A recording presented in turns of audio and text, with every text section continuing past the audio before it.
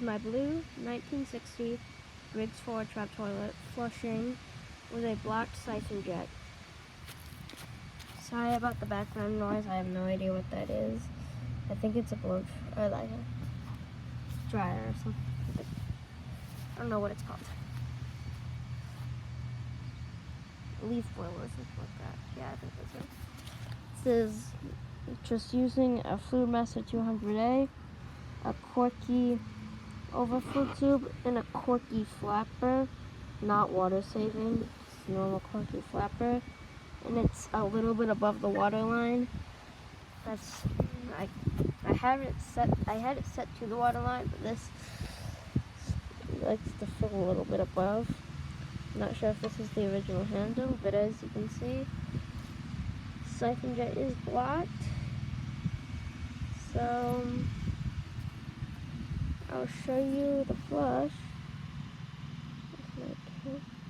If my camera will focus. Okay. Here we go.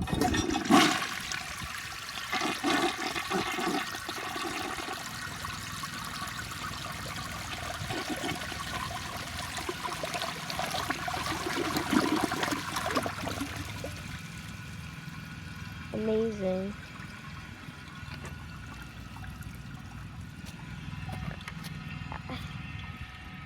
I honestly kind of wish it flushed like that normally, but it's fine. It still has an epic flush, even without the plug siphon yet.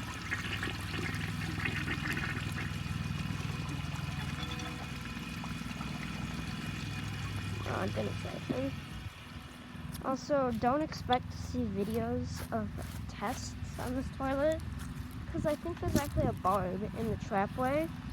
So I'm going to try to get one of those snake cameras, or whatever you call them, and I'm going to put it in the trapway to see if I can find a barb, because when I flushed that gray rag right there, it clogged and it took a little bit of time to get out.